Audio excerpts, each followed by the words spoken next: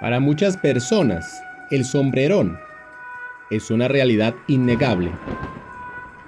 Cuenta la historia que existía en un pueblo un ladrón, vagabundo, borracho y mujeriego, que asediaba a las mujeres más hermosas del sector, tratando de comprar su amor con costosos objetos que había hurtado a algún pobre desprevenido. A este ladrón también se le atribuía la muerte de varias personas y algunas veces se le veía por las noches entrar al cementerio, quién sabe con qué tipo de intenciones. Era conocido por su maldad, pero también por usar un sombrero de ala ancha de color negro que nunca se quitaba. Muchos decían que tenía pactos con seres abominables y que en ese lugar los refrendaba. Un día se enamoró de la mujer del carnicero, a quien comenzó a acosar y perseguir. El carnicero, al darse cuenta de esto, una noche lo siguió. Esperó a que estuviera bien ebrio y con su cuchillo, conocido como mataganado, lo ultimó rumbo al cementerio.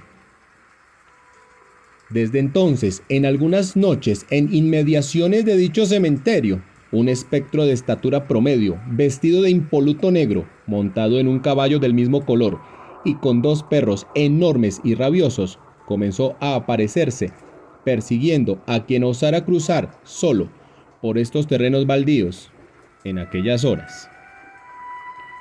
Se dice que a algunos ha alcanzado y que dichos desgraciados nunca más volvieron. La explicación de los raptos responde a la necesidad que supuestamente el sombrerón tiene de llevar almas por sacrificio para responder por sus pactos.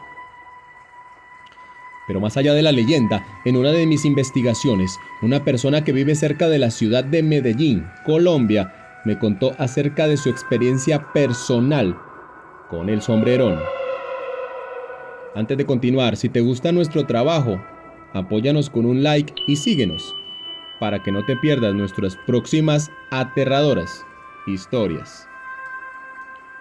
Todo comenzó una noche cuando por negocios Felipe tuvo que viajar a otro pueblo. Al regreso soportaba un terrible aguacero que casi no lo dejaba ver la vía.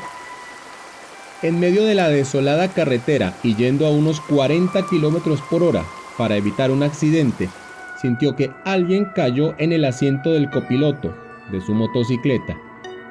Dice Felipe que era imposible que un ser humano hiciera esto en una moto en movimiento, y menos con semejante lluvia. Al instante, una voz le dijo: "No mires para atrás". Felipe siguió manejando, sabiendo que alguien iba con él, alguien que no era de este mundo. Finalmente llegó a su casa, no vio a nadie y quiso creer que todo había sido parte de su imaginación. Desde entonces comenzaron a pasar cosas raras en su casa y en su restaurante. Los empleados decían que una sombra de un hombre con un gran sombrero se paseaba por ahí, y en su casa, igual. De hecho, la hija de Felipe decía que lo veía en las esquinas de la casa, que era un señor malo y que le decía que se la iba a llevar. Una vez, la niña hizo unos dibujos donde revelaba cómo veía a esta entidad. Más tarde comenzó a atacar a la esposa de Felipe, quien también lo veía en las noches al despertarse súbitamente. Estaba en la esquina del cuarto, me miraba con ojos rojos como fuego, y tiempo después me empezó a aruñar las piernas, cuenta la mujer. De hecho, las marcas en sus piernas eran como las que deja un gato con sus garras, pero curiosamente, siempre eran 3. Número que en el mundo espiritual se asocia con los demonios. Cansados de todo esto, Felipe y su familia recurrieron a una bruja, quien visitó la casa y no encontró nada raro, así que le dijo que el problema debería estar en el restaurante. Cuando llegó allá, sintió algo en una de las empleadas y le dijo a Felipe que no confiaba en esa mujer, que tenía algo raro y que la siguiera a ver a dónde se iba por la noche al terminar su turno. Esa noche la bruja soñó que la empleada entraba a un cementerio, idea que Felipe confirmó, ya que al seguirla fue ahí exactamente donde esta mujer entró. Al día siguiente, Felipe, su mujer y la bruja enfrentaron a solas a la empleada, quien al verse descubierta reveló la siguiente perturbadora información. Yo me di cuenta que el negocio iba muy mal. Entonces quise probar algo que me habían enseñado en mi pueblo. Decían que si se le pone hueso de muerto a las comidas, las ventas aumentan y las personas se vuelven clientes. Además, que si en algunas recetas se le pone intestinos de muerto, las personas van a volver y se vuelven adictos a esta comida. Y yo hice eso y funcionó, porque mire don Felipe cómo ha crecido su negocio y cómo estamos de llenos.